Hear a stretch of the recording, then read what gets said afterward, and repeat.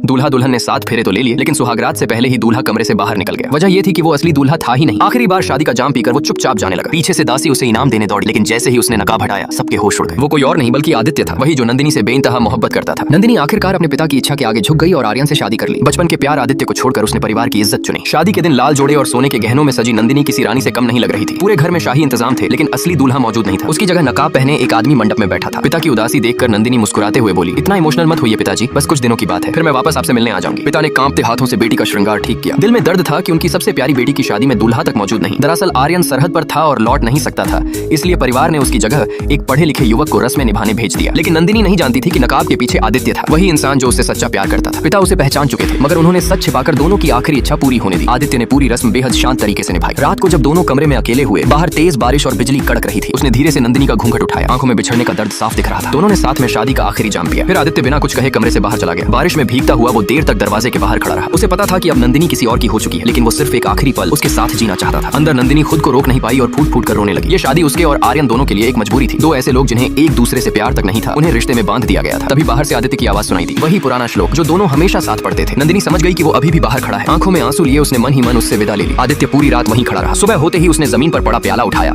और आखिरी याद की तरह अपने साथ ले गया। फिर बारिश में कहीं गुम हो गया। अगले दिन नंदिनी पूरी शान से हवेली संभालती नजर आई। उसने सभी नौकरों को इनाम दिए और साफ आदेश दिया कि 3 दिनों के भीतर हर कर्मचारी अपनी पूरी जानकारी लिखकर जमा करे। एक दासी को यह बात बुरी लग गई। उसने ताना मारते हुए कहा, हम लोग इतने सालों से इस घर में हैं और नई बहू को हम पर भरोसा ही नहीं। नंदिनी ने बिना गुस्सा किए जवाब दिया, जिसे मेरे तरीके पसंद नहीं वो ये घर छोड़ सकता है। फिर उसने उस दासी को पैसे देकर तुरंत हवेली से निकलवा दिया। सब समझ गए कि नई बहू दिखने में भले शांत हो, लेकिन फैसले लेने में बेहद सख्त है। इसी बीच एक और बड़ा हादसा हो गया। नंदिनी के पिता ने चुपचाप अपनी जान दे दी। जिसने पूरी जिंदगी देश और परिवार के लिए सब कुछ कुर्बान किया, उसका अंत इतना दर्दनाक होगा किसी ने नहीं सोचा था। खबर मिलते ही नंदिनी दौड़कर मायके पहुंची। कल तक जो पिता हंसते हुए मिले थे, आज उनकी निर्जीव देह सामने थी। वो टूट कर रो पड़ी। उधर उसकी बड़ी बहन अवनी भी खबर सुनते ही पहुंची, लेकिन दरवाजे पर आते ही लड़खड़ा गई। उसके पति विक्रम ने संभालना चाहा, मगर अवनी ने गुस्से में उसे थप्पड़ मार दिया। उसे यकीन था कि उसके पिता की मौत के पीछे विक्रम का हाथ है। विक्रम ने समझाने की कोशिश की, मैंने ऐसा नहीं चाहा था, मैंने सिर्फ इतना कहा था कि अगर तुम्हारे पिता पद छोड़ दें तो मामला खत्म हो जाएगा। लेकिन किसी ने नहीं सोचा था कि वो अपनी जान दे देंगे। अवनी दर्द से चीख पड़ी, मेरी सबसे बड़ी गलती तुमसे प्यार करना था। पहले मेरा बच्चा छिन गया, अब मेरे पिता भी चले गए। रोते रोते वो बेहोश हो गए। विक्रम पूरी तरह टूट चुका था। तभी नंदिनी बाहर आई और बहन को संभालते हुए उसे दरवाजे से बाहर रोक दिया। होश आने के बाद अवनी को पिता का आखिरी खत मिला। उसमें लिखा था कि उनकी मौत के लिए वो खुद को जिम्मेदार न माने। उन्होंने ये कदम परिवार को बचाने के लिए उठाया था। उन्होंने ये भी लिखा